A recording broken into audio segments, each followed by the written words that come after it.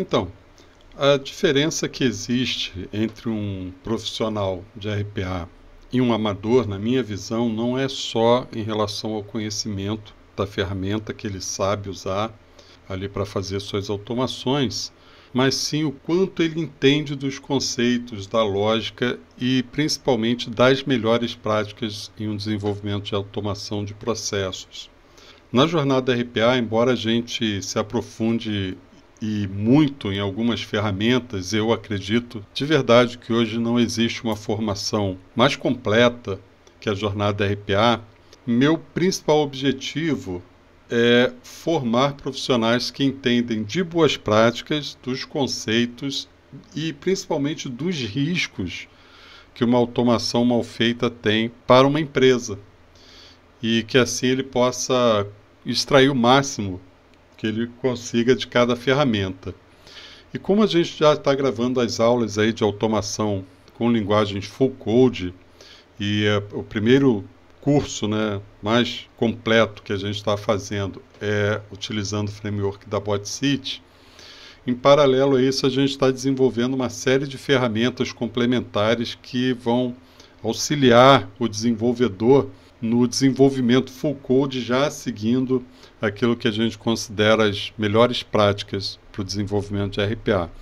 Por isso eu quero mostrar aqui para vocês uma ferramenta que a gente está desenvolvendo aqui na Jornada RPA, que é o Jornada RPA Spy, que em breve vai ser disponibilizado num primeiro momento para os alunos da Jornada RPA, que é um plugin no Visual Studio Code, e depois, numa segunda etapa, a gente vai liberar isso no mercado para quem quiser baixar. Então, durante todo o desenvolvimento da nossa automação full code, o desenvolvedor ele vai poder usar recursos como se estivesse fazendo uma automação low code, né? Então eu vou abrir aqui esse plugin e vou mostrar para vocês como é que funciona isso, criando um projeto aqui com bibliotecas da Jornada RPA integradas com as bibliotecas da BotCity.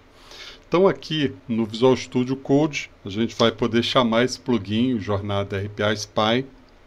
Ele vai ser uma aplicação que a gente vai poder utilizar para captura de elementos desktop e também web. E a princípio, inicialmente, né, a gente está formatando isso para o padrão de código do framework da BotCity, mas também quando a gente disponibilizar, a gente vai gerar códigos para Tag UI, Robot Framework, C#, Selenium, então a gente vai ter essa formatação para as mais diversas ferramentas aí full code de desenvolvimento RPA. Então eu vou, por exemplo, iniciar aqui fazendo um mapeamento web. Eu vou entrar no site jornadarpa.com.br/carreira e vou começar a mapear os elementos desse recurso, né, que é uma página web, por exemplo. Então eu quero aqui, eu tenho o primeiro campo aqui, que é o de e-mail. Eu vou capturar então essa informação, clicando ele já atrás para cá, e eu consigo escolher dentre os seletores qual vai atender melhor para esse meu desenvolvimento. Então eu tenho aqui, por exemplo, o identificador, o ID é um excelente seletor sempre, né, o e-mail, e também o XPath. E vou dizer que esse mapeamento que eu estou fazendo é do campo e-mail, por exemplo. Já vou clicando, como eu já vou escolher aqui qual o padrão que eu quero, ele já vai trazer nesse padrão específico do framework que eu estiver utilizando. Os demais, eu não quero os demais seletores. Eu vou fazer mais um mapeamento aqui, por exemplo, desse botão de entrada aqui, né, de envio do formulário. Eu vou ver que nesse caso aqui, esse desenvolvimento desse HTML não definiu o identificador, não definiu um name. Então eu posso, por exemplo, usar aqui o XPath. Eu vou dizer que esse elemento aqui vai ser um botão confirmar, por exemplo, e ele já traz para cá, já nesse padrão.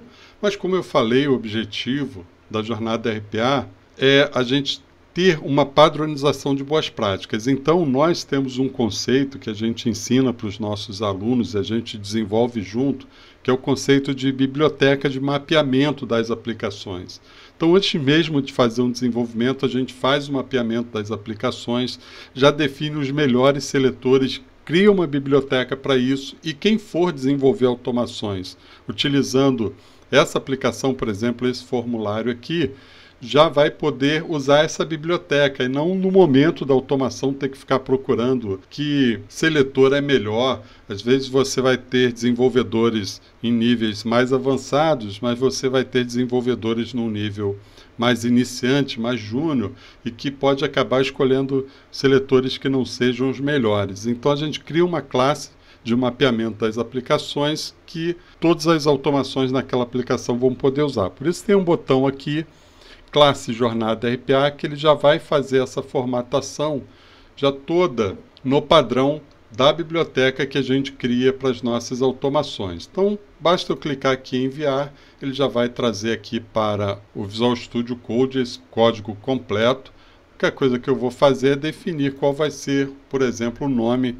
dessa classe. Eu vou chamar de formulário carreira, por exemplo. Então, ele já traz aqui esse código todo completo aqui para mim, no padrão, como eu disse, do que a gente tem das bibliotecas que a gente desenvolve na jornada RPA. E eu posso também, vou fechar novamente aqui, vou abrir o jornada RPA Spy novamente, escolher aqui, por exemplo, no padrão desktop. Eu quero mapear aplicações desktop. Então, vou clicar aqui, vir na aplicação. Quando eu clico sobre ela, ele já vai me trazer aqui, por exemplo, o executável. Eu vou dizer aqui que é o caminho.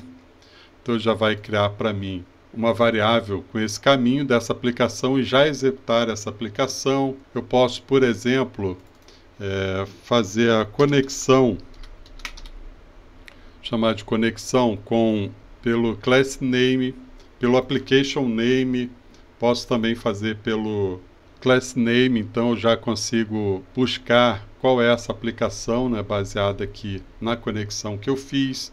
Eu posso mapear os demais elementos, como por exemplo esse botão descrição. Eu vou chamar ele aqui de campo, né, descrição.